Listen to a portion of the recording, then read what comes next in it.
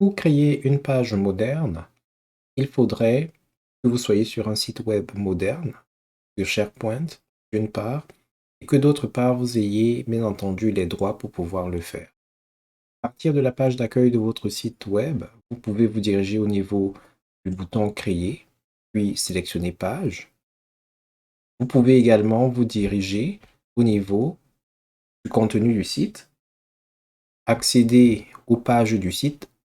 Vous pourriez également venir ici pour créer la page moderne, mais si vous voulez des pages plus spécifiques, il faudra vous diriger ici au niveau des pages du site, puis cliquer sur le bouton Nouveau. Si vous prenez page de site, c'est la même chose que tout ce que nous venons de voir comme méthode. Par contre, si vous voulez des pages spécifiques comme les pages wiki ou les pages de composants WebPart, ce sont sur ces éléments-là que vous allez cliquer. Je vais donc créer une nouvelle page à partir de la page d'accueil. Je vais donc faire créer page. Depuis quelque temps, dans le processus de création de page, il y a des assistants qui peuvent vous permettre d'en savoir un peu plus sur les fonctionnalités qui ont été rajoutées, parce que Microsoft est très actif et puis il y a beaucoup de choses qu'ils intègrent dans les différents processus.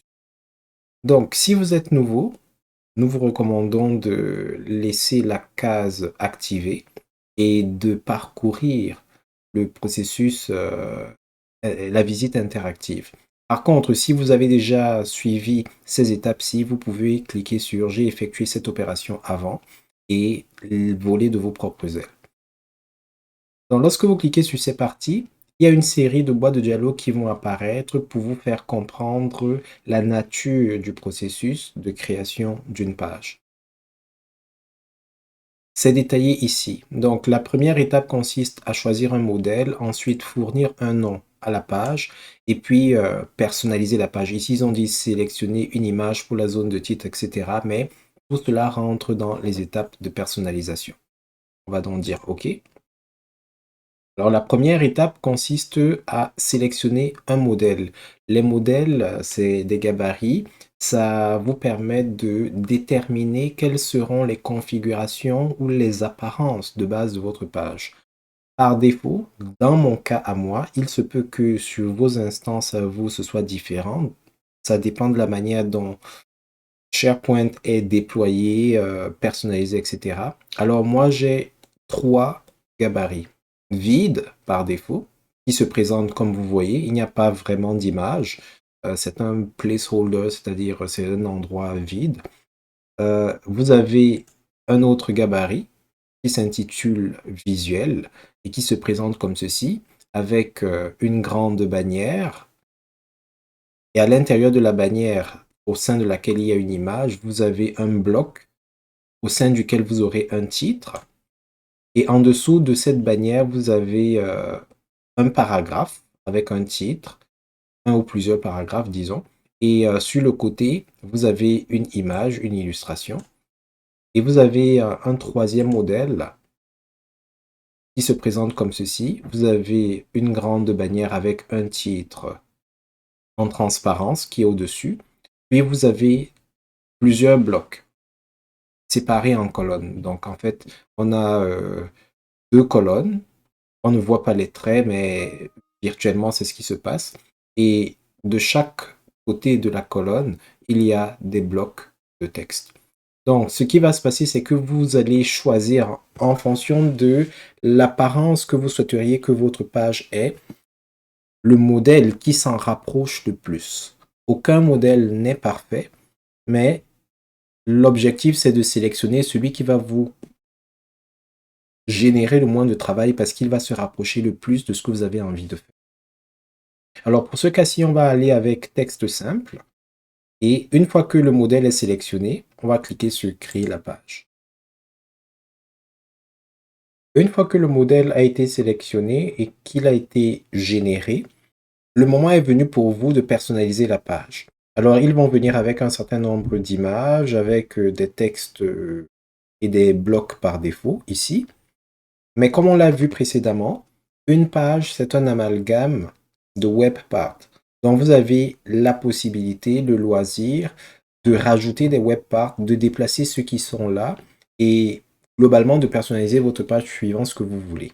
Pour ce qui est des blocs existants, comme par exemple le bloc de cette bannière, vous avez la possibilité, en cliquant sur le crayon, de modifier ce bloc-ci.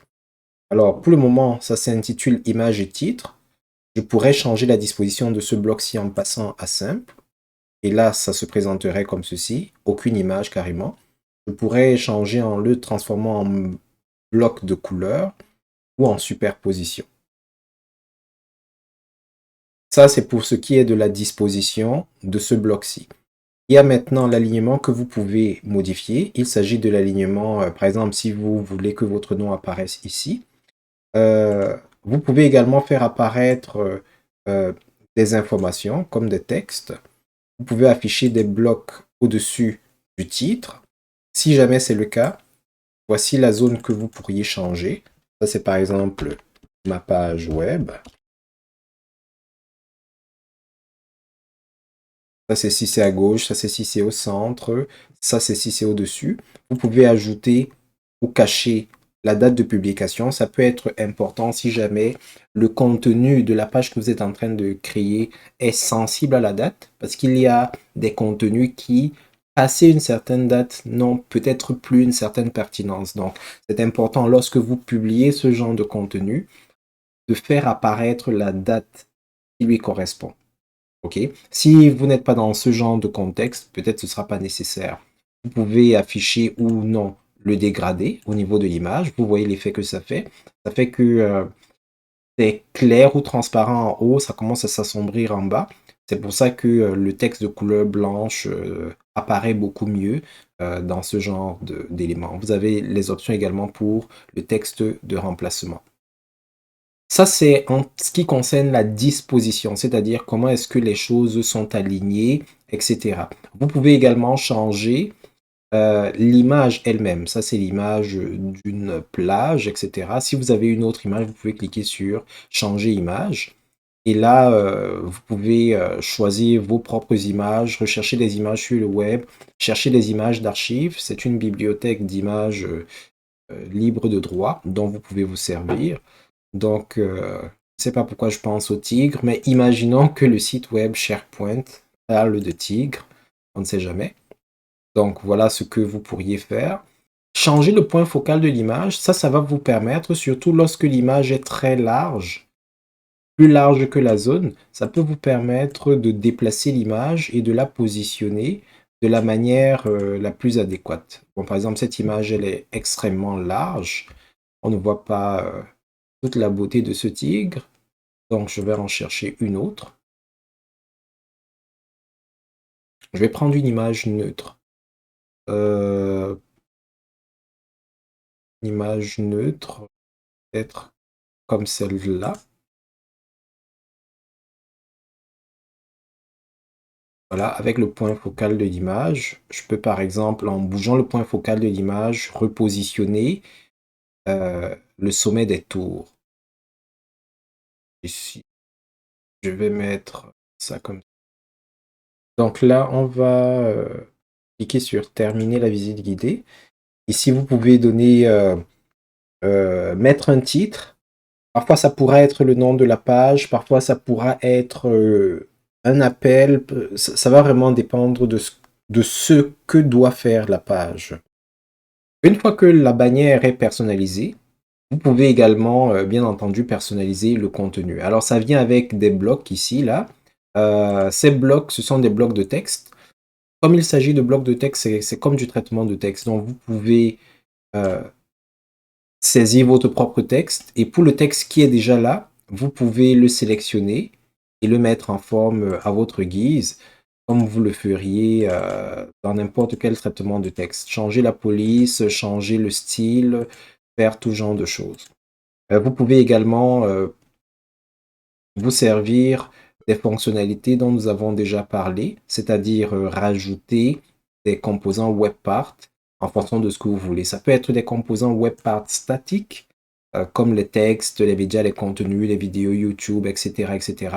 Ça peut être des composants WebPart dynamiques, comme par exemple des listes ou des bibliothèques que vous décidez de rajouter. Alors, lorsque vous êtes satisfait de votre page, vous pouvez cliquer sur le bouton Publier. Et par défaut, SharePoint va vous proposer un certain nombre d'options pour favoriser la visibilité de votre page. Il y a des options ici qui peuvent vous permettre d'ajouter la page à la navigation pour que la page apparaisse quelque part dans votre navigation officielle. Vous publiez la page en tant qu'actualité, vous l'envoyez par courrier pour la publier sur Yammer, qui est le réseau social interne, ou pour enregistrer la page en tant que modèle. En fonction de ce que vous avez envie de faire, vous pourrez activer l'option adéquate. Pour le moment, nous, on va juste fermer et nous allons profiter de notre page.